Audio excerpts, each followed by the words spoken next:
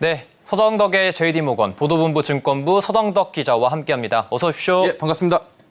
네, 오늘도 숫자를 준비하셨습니다. 먼저 숫자부터 한번 보시죠.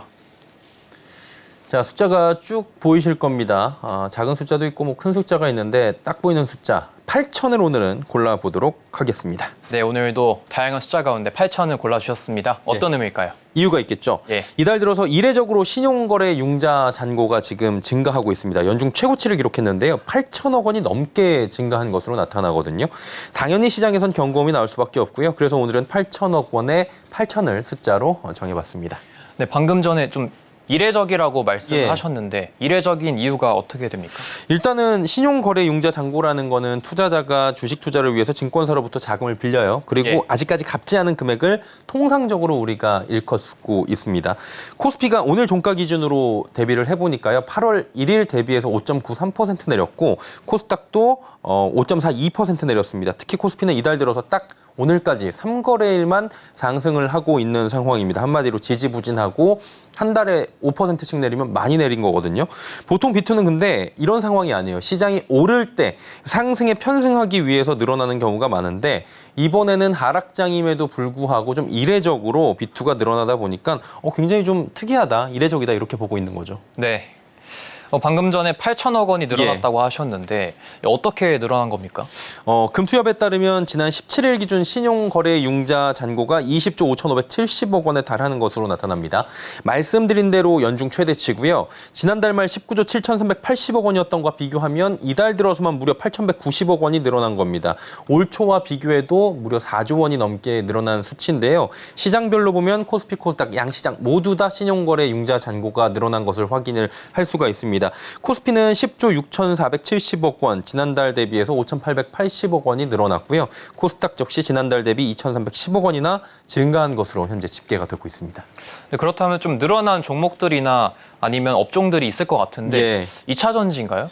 아무래도 좀 시장이 주목을 받다 네. 보니까 그쪽으로 자금 쏠림이 이번에도 있었습니다. 네. 2차 전지 종목들이 신용융자 상위 종목에 이름을 올리고 있는데요. 2차 전지는 뭐 관심을 가지고 계신 시청자분들은 이미 알고 계시겠지만 최근에 조정을 좀 받고 있습니다. 그런데 오히려 이번 조정을 기회로 저가 매수 기회로 삼아서 매수를 하고 있다라는 것으로 해석을 할 수 있겠죠.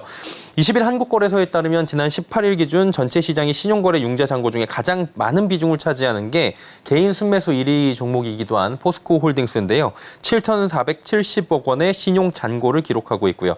그 뒤를 포스코퓨처엠이 4천억 원대로 이어가고 있고요. 그리고 에코프로비엠 그리고 LNF가 4위와 5위, 에코프로가 그리고 7위를 기록을 하고 있는 상황입니다. 쏠림 현상도 심화가 되고 있는데요. 포스코홀딩스 그리고 포스코퓨처엠의 신용거래 융자 잔고는 전체 유가증권 시장의 10%를 차지하고 있고요. 에코프로비엠, 에코프로, LNF 이게 다 코스닥 시가총액 상위 종목들이잖아요. 이 세 종목의 신용거래 융자 잔고만 총 8,330억 원으로 코스닥 시장 잔고의 무려 8%에 달합니다. 조금 전에 언급해드렸다시피 알고 계시다시피 이들 종목들은 8월 들어서 조정을 계속해서 받고 있습니다.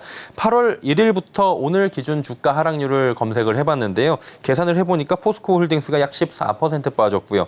포스코퓨처엠은 19.16%, LNF가 17.86% 빠졌고 에코프로비엠은 21%가 빠졌고 에코프로가 상대적으로 낙폭은 적습니다.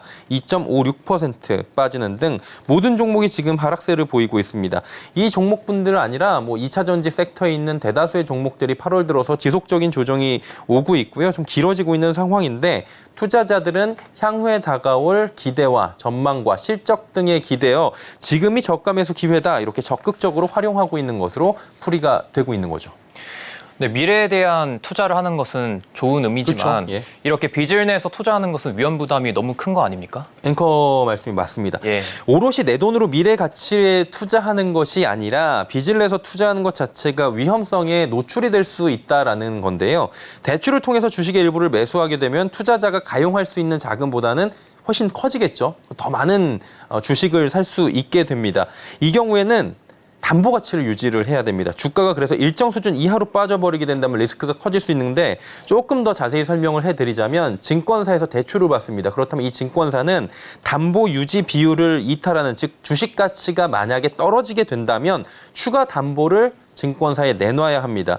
돈을 그만큼 쉽게 말해서 입금을 해야 된다는 건데요. 담보를 내놓지 못하면 어떻게 되느냐? 증권사가 임의로 담보물을 처분하게 됩니다. 여러분이 많이 들어보신 반대 매매가 이때 임의적으로 나가게 되는 거고요. 반대 매매가 이루어지면 어떻게 됩니까? 해당 종목의 주가 하락 속도가 빨라지게 되고 하락의 하락을 부추길 수 있는 요인이 될 수 있다라는 거죠. 일각에선 이런 얘기도 합니다. 미래 성장성에 기인한 좋은 대형 종목들의 경우는 괜찮지 않느냐 이런 얘기들 지적들이 나올 수 있는데 물론 충분히 그럴 수 있고 상대적으로 그럴 수 있겠지만 주식이라는 시장의 성질 자체가 누구도 미래를 예측을 할 수가 없고요. 시장 상황이 시시각각 변할 수 있는 부분 이런 부분들도 고려가 돼야 된다는 겁니다. 만일에 빚이 없는 자금으로 여유 자금으로 투자를 했다면 하락장이 오더라도 충분히 버틸 수 있고 다시 상승 구간에서 수익 실현을 할 수가 있겠죠. 근데 그게 아니라면 상황은 충분히 달라질 수 있다라는 거예요. 또 2차 전지가 상대적으로 비중이 큰 상황 속에 급등락 테마주에 대한 지금 묻지마 비투도 늘고 있어서 우려가 되고 있는 건데요. 최근에 나오고 있는 여러 가지 테마들에 대해서 당국이 경고음을 울리고 있는 것도 같은 맥락일 겁니다. 이 경우에는 갑작스러운 급등락이 빈번하게 이루어지기 때문에 대응하기가 쉽지가 않습니다. 이 가운데 반대 매매가 이루어질 확률도 높고요. 속절없이 반대 매매가 이루어지게 되면 손실로 잡혀버리게 되는 거죠. 전문가들 역시 묻지마 투자 혹은 불안감에 추격 매수를 하는 것은 지양해야 하고 특히 빚을 내 무리한 투자하는 건 삼가해야 된다고 하는 만큼 투자를 넘어 투기를 하는 것은 지양해야 될 것으로 보여지고 있겠죠. 네, 오늘 말씀 여기까지 들어보도록 하겠습니다. 감사합니다. 네, 고맙습니다.